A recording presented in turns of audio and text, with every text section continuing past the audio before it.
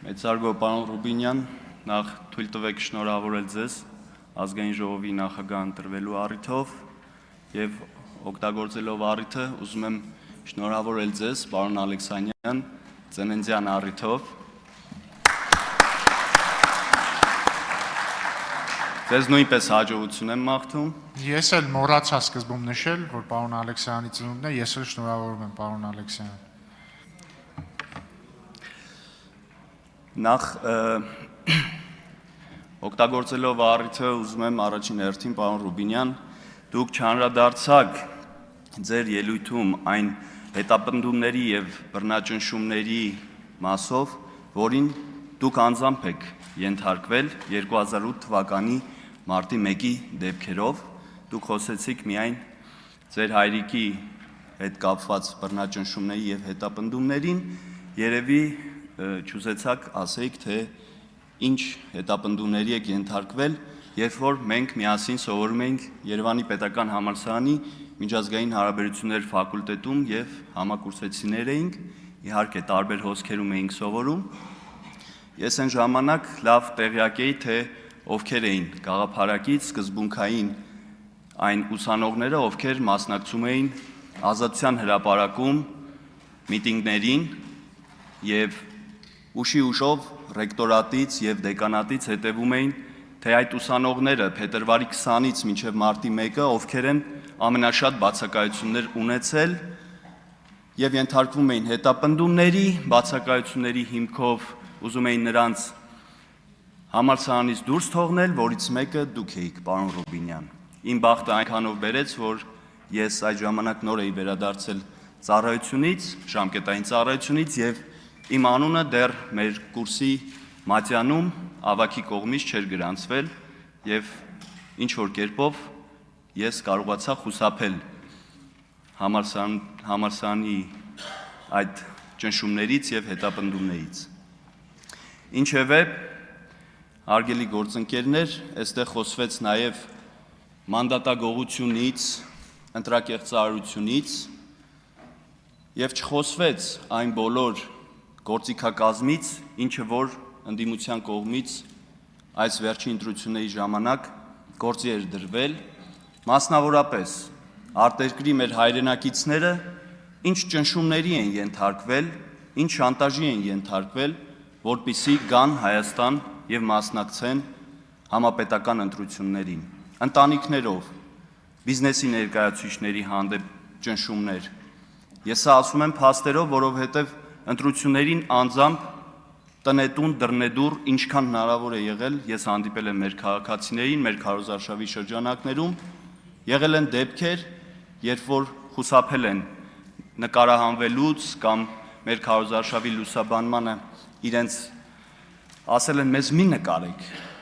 բայց եկեք մենք ձեզ մի բան ունենք ասելու, մեզ ընտանիքով վատ դրության մեջ են դրել եւ ասել են, որ պետք է գնաք Ռուսաստանի Դաշնությունից պետք է գնաք Հայաստան մասնակցեք ընտրություններին։ Մենք ընտանիքով 4 հոգով եկել ենք, որպեսզի մասնակցենք ընտրություններին, բայց վստահ եղեք, մենք բոլորով ձեզ ենք ընտրելու։ Այսինքն մեր քաղաքացիները ի պատիվ իրենց չեն տրվել այդ ճնշումներին եւ հիմնականում այն քաղաքացիները, ում կարողացել եք Հայաստան բերել ընտրությունների մասնակցելու, ես վստահ եմ, նրանց մեծամասնությունը իր ձայնը տվել է քաղաքացիական պայմանագրին եւ Նիկոլ Փաշինյանին։ Խոսվեց այստեղ, որ վարչապետի կողմից արված հայտարարությունը, թե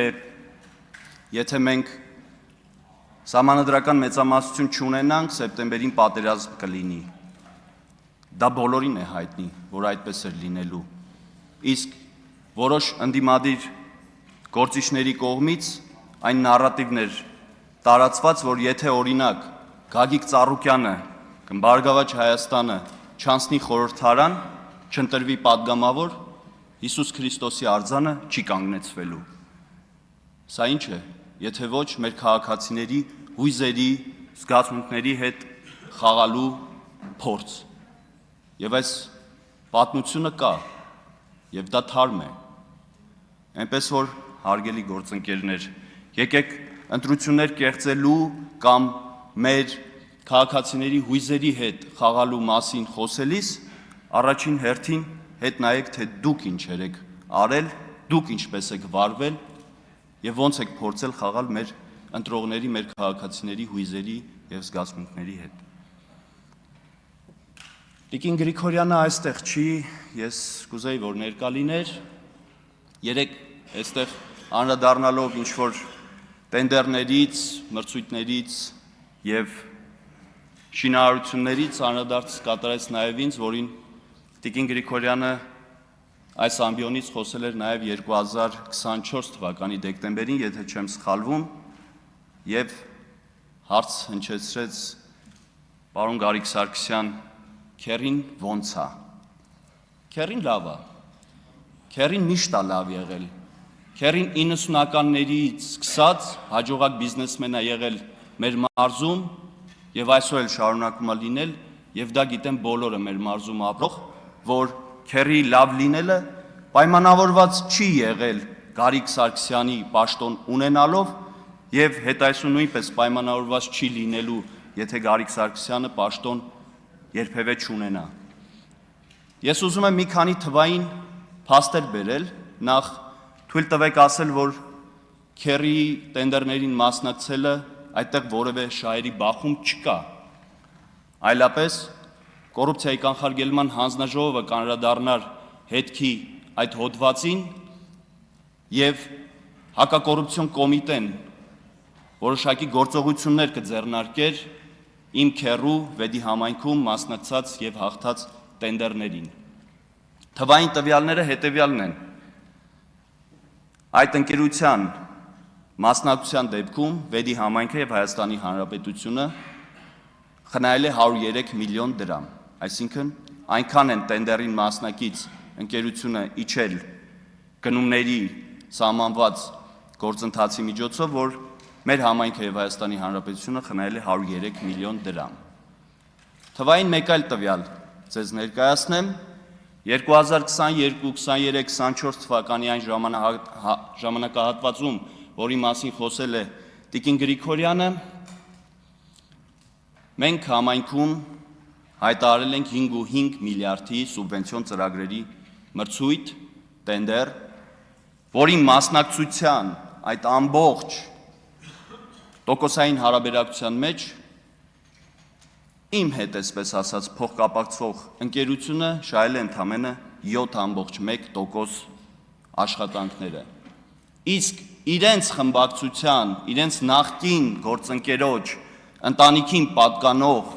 ընկերությունը իմ համայնքում միայն մեկ տենդերով շահել է 17% չափով մրցույթ, ռոռոկման ջրագծերի մրցույթ, եւ իրենց մյուս նախկին գործընկերների եւ նրանց ընտանիքների հետ փոխկապակցված ընկերությունները այսօր էլ շարունակում են մեր համայնքներում, Հայաստանի Հանրապետությունում բաց, թափանցիկ,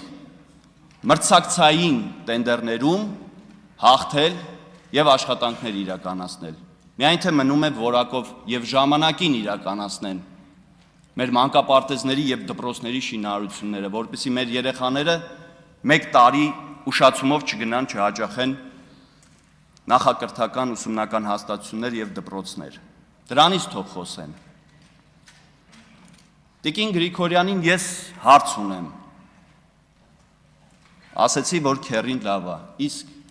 ձեր ամուսինը ոնց է։ Հիմա եթե հարցը հասել է այդտեղ, ես հարցեր ունեմ։ Դա ճիշտ է, Տիկին Գրիգորյան, որ ձեր ամուսինը Կապանի համայնքապետարանին միլիոնավոր դրամներ իր Range Rover-ի գույքահարկը չվճարելու համար իրեն կեղծ սնանկության է տարել, որպեսզի խուսափի մեր համայնքներից մեկին խոշոր գույքահարկ վճարելուց։ Եվ ԴՀԿ-ով այդ Range Rover-ը եղել է հետախուզման մեջ։ Դա բոլոր ղափանցիները գիտեն։ Ղափանում ընկած այդ Range Rover-ն էին ման գալիս, որպեսզի տանեն Տուգանային հրապարակ։ Կանաչ Range Rover։ Երկրորդ փաստը, Տիկին Գրիգորյան, դա ճիշտ է, որ ձեր եւ ձեր հոր Շրջակա միջավայրի նախարարությունում աշխատած տարիներին դուք ռոռոկման ջրագծի վրա հեկ կառուցելու թույլտվություն եք ստացել եւ գրեթե պատրաստ է եղել դա շահագործելու, բայց եկել է նոր իշխանությունները եւ թույլ չի տվել, որպեսզի ռոռոկման ջրագծի վրա կառուցվելիք հեկը աշխատի։ Ավարտեք, պարոն Սարգսյան։ Տիկին Գրիգորյան, վերջի հարցը։ Դա ճիշտ է, որ հուշարձանների պահպանության պոակից կոպեկներով ամսական 25,000 դրամով խոշոր գույք եք վարձակալել եւ դարձրել եք սքո սրահ։ Այս հարցերին կխնդրեմ պատասխանեք, ճիշտ է արդյոք, թե ոչ։ Շնորհակալություն։ Շնորհակալություն։